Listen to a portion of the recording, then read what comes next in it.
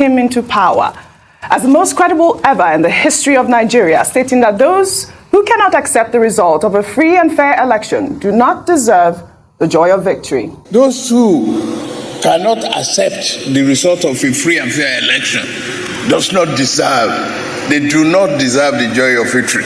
Well, obviously, we all know that this is a controversial statement. Let me take some comments. This is from Chibuzo, who wrote, Yaradua was so sincere that the election that brought him in was flawed, and he was respected for that. He didn't come to insult Nigerians by telling us, after all, the opposition won many states and also seats in the National Assembly. Well, another Twitter user there goes, none has been free and fair since 1999, but none has been closely watched and observed either.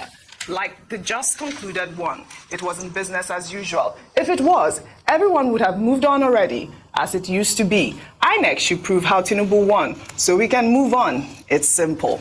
I'm sure you guys have discussed this at length. The president, while speaking about the affairs of the party, which has produced the former governor of Kano State. The sitting president has come out to say that the election that brought him to power was credible. And you know, somebody was saying that Yaradua was very sincere to have told Nigerians that the election that brought him to power has so many question marks around it. But the current president is saying that it was an excellent process that brought him into power. So, Doctor, please, you can come in at this point and say one or two things before we continue with the video. Talking point is a topic and a phrase you choose to bring up, and then you keep repeating it and keep repeating it, hoping that people are going to assimilate it and buy it.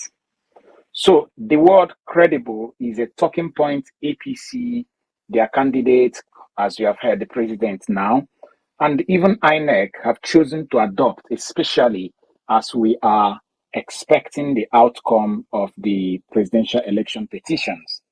Why do I say so? In the court, his lawyer, Olanipekun SAN, used the word impeccable. That INEC conducted an impeccable election, which the meaning of the word means faultless, without fault at all. Impeccable election. Okay? It is impeccable despite the fact that Yaga Africa released their report this week saying that INEC disappointed. It is impeccable despite the fact that this ECOWAS, that he is now the president, had their own report, which they tendered as evidence, as a document they tendered as evidence. And a section of that particular report, they asked their star witness, their star and only witness, to read from it. And after reading some paragraphs in that place, he used his mouth to speak inside the court that he does not accept that.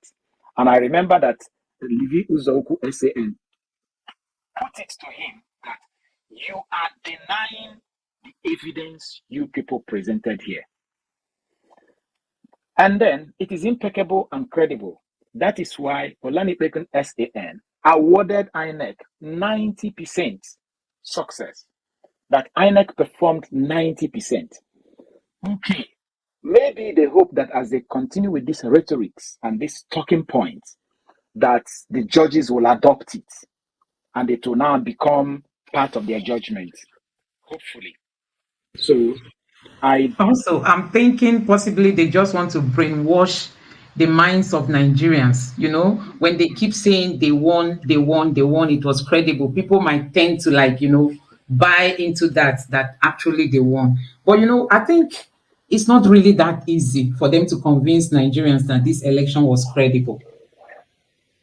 Yeah, of course, Nigerians, is this election credible? Was it credible in your polling unit? Was it credible in your ward, in your local government, in your state? All those people who had bloody eyes, who had to go for surgery just because they came to vote, that is a proof of credibility. All those police vans that came to carry away ballot boxes, that is a proof of impeccable conduct of election.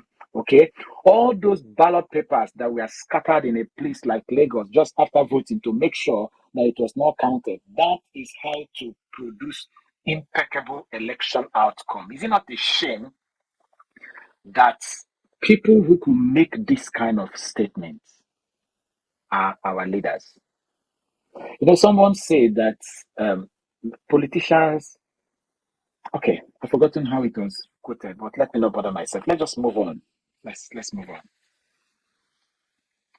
I can barely hear what you're saying, please.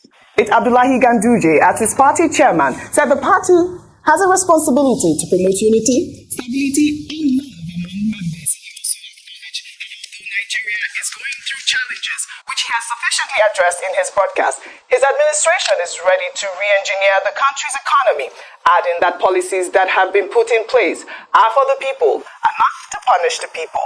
I brought before you the renewed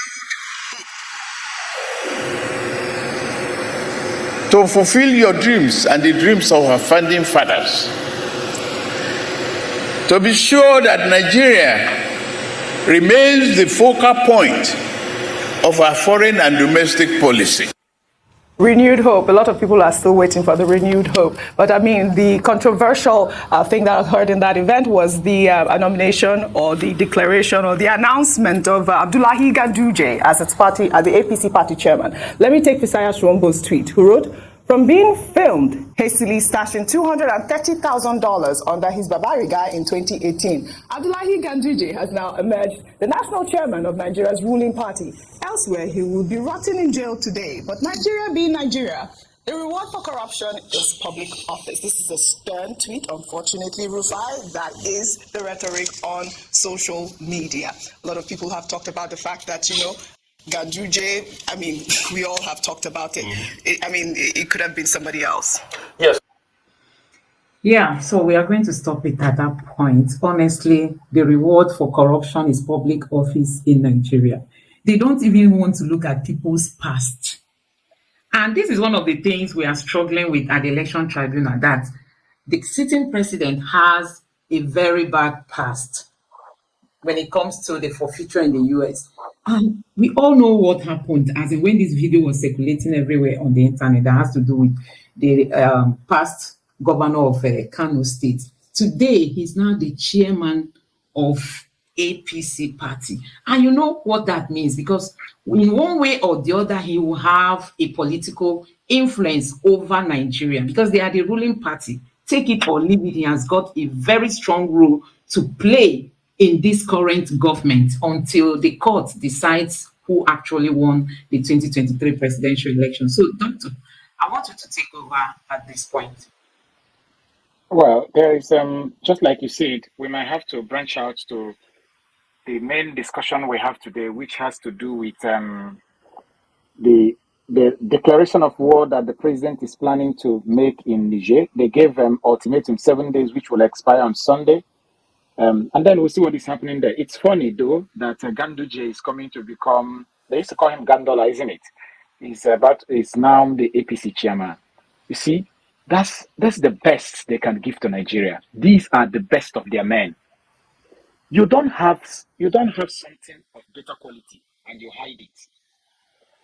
The other day we had a discussion here about 5 ministerial nominees that are riddled with either age falsification or certificate forgery and what have you. These are the best.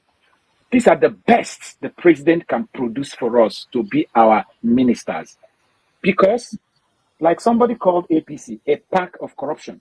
I'm sorry to say that. It's not me. It's somebody. I'm just quoting someone. So APC, it means a pack of corruption.